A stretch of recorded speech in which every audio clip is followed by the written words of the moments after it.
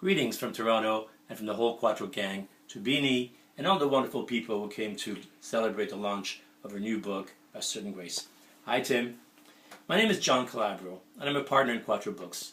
But more importantly, I had the privilege to be Beanie's editor for Our Review. I'm sure you remember Our Review, a book that among many accolades became our 2010 best-selling title. If you don't have a copy yet, go to the book table. I'm sure Beanie has a copy for you.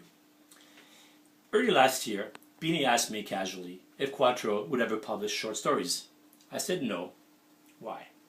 Of course, I knew that it was a loaded question. Beanie said that she had begun to write short stories a while ago, and was looking to publish a collection of them. Although knowing the quality of her writing, I'm not sure we were ready as a press to go there.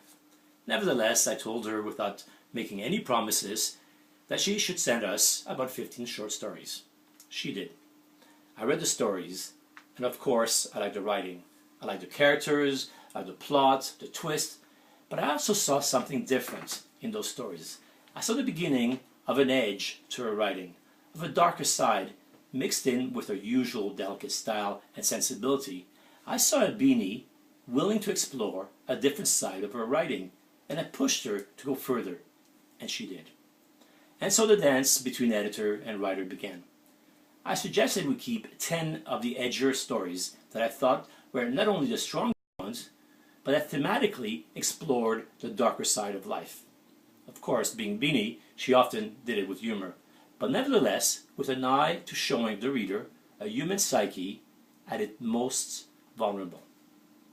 Once they read the final manuscript, my partners were only too happy to agree to make Beanie our first Quattro short story author, and A Certain Grace, Quattro's first short story collection.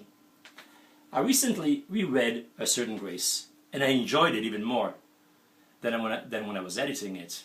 Maybe because I was reading it for pleasure, or maybe because I had a glass of wine to the side. But at the end, I asked myself the question, which story did I like best? I thought that one story might jump out. I was almost prepared for it and looking forward to reporting back to Beanie. But I was pleasantly surprised. I liked them all.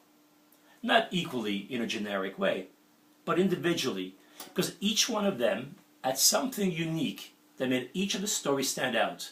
A memorable image, a unique character, a self-discovery, a particular sorrow, a particular kindness, moments of desperation, opportunities for change, for discovery, for becoming better, or simply the use of a word or a phrase that stays with you long after you finished reading the book or the story.